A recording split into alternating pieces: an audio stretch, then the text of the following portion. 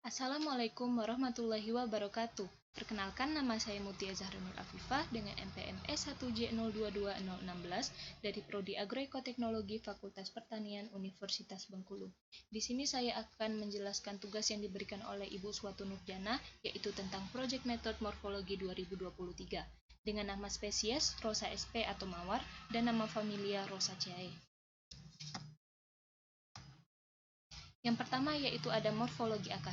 Di sini dapat kita lihat ada gambar akar dan bagian-bagiannya. Yang pertama yaitu ada leher akar atau pangkal akar, yang kedua ada ujung akar, yang ketiga ada batang akar, yang keempat ada cabang-cabang akar, yang kelima ada serabut akar, yang keenam ada rambut-rambut akar atau bulu-bulu akar, dan yang ketujuh ada tudung akar. Sifat akar merupakan bagian tumbuhan yang biasanya terdapat di dalam tanah, tidak berbuku-buku, warna tidak hijau, tumbuh terus pada ujungnya, bentuknya seringkali meruncing. Tugas akar memperkuat berdirinya tumbuhan, menyerap air dan zat-zat makanan yang terlarut di dalam tanah, kadang-kadang sebagai tempat untuk penimbunan makanan. Sistem perakaran, tanaman mawar memiliki sistem perakaran tunggang. Tanaman mawar tidak memiliki sifat dan tugas khusus pada akarnya. Selanjutnya yaitu morfologi batang. Dengan bagian-bagiannya, yang pertama yaitu ada tangkai bunga, yang kedua ada tangkai daun, yang ketiga ada batang, yang keempat ada duri, dan yang kelima ada pangkal batang. Sifat batang umumnya berbentuk panjang bulat seperti silinder atau dapat pula mempunyai bentuk lain. Tumbuhnya biasanya ke atas atau menuju cahaya atau matahari, selalu bertambah panjang di ujungnya dan mengadakan percabangan. Tugas batang mendukung bagian-bagian tumbuhan yang ada di atas tanah menjadi tempat penimbunan zat-zat makanan cadangan. Berdasarkan jelas tidaknya batang, maka tanaman mawar termasuk ke dalam tumbuhan yang jelas berbatang. Bentuk batang, batang mawar biasanya berbentuk bulat memanjang. Permukaan batang mempunyai permukaan batang yang berduri atau spinosus. Arah tumbuh batang memiliki arah tumbuh batang condong ke atas atau serong ke atas.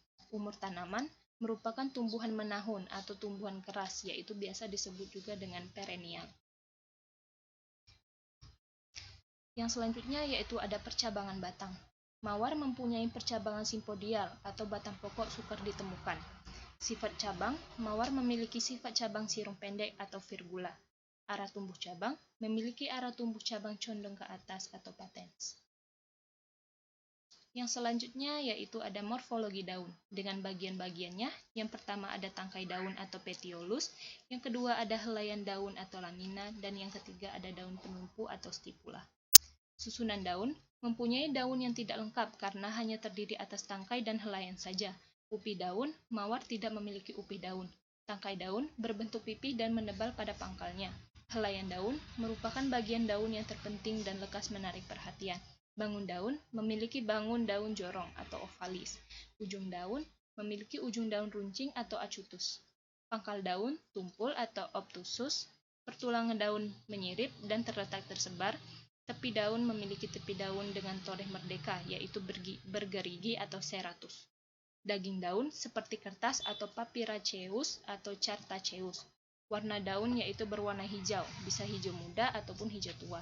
Permukaan daun memiliki permukaan daun yang berkerut atau rugosus. Kemudian yang selanjutnya yaitu ada morfologi bunga dengan bagian-bagiannya. Yang pertama ada mahkota, yang kedua ada kelopak, yang ketiga ada tangkai bunga, yang keempat ada dasar bunga, yang kelima ada bakal biji, yang keenam ada kepala sari, yang ketujuh ada tangkai sari, yang kedelapan ada kepala putik, dan yang kesembilan ada tangkai putik. Fungsi bunga sebagai organ reproduksi atau tempat berlangsungnya penyerbukan dan pembuahan.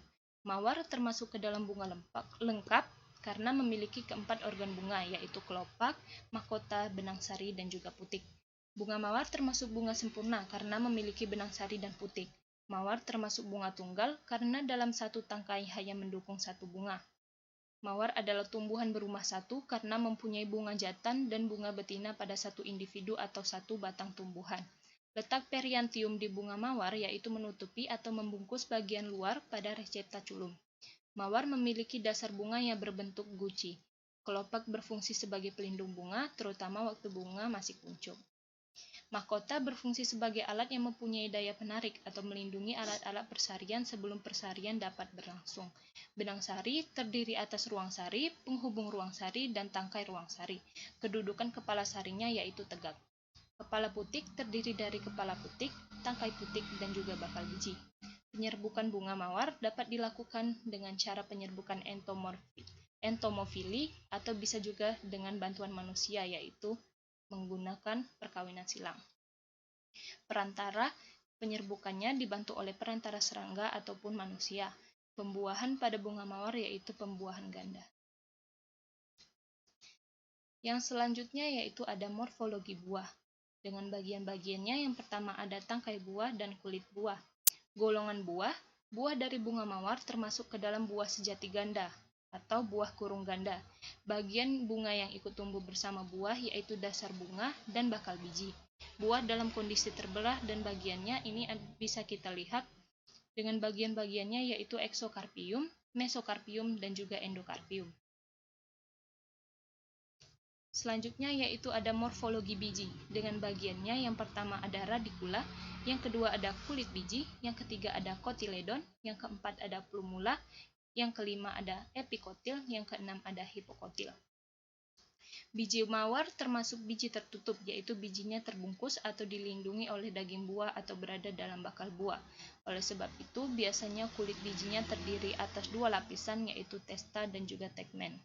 Bagian yang mengikuti kulit biji yaitu terdapat lembaga atau embrio dan juga pusar biji atau hilus. Gambar biji terbelah dan bagiannya yaitu ada testa, plumula, epikotil, kotiledon, hipokotil, dan juga radikula. Tipe perkecambahan pada mawar yaitu perkecambahan di atas tanah atau epigaes.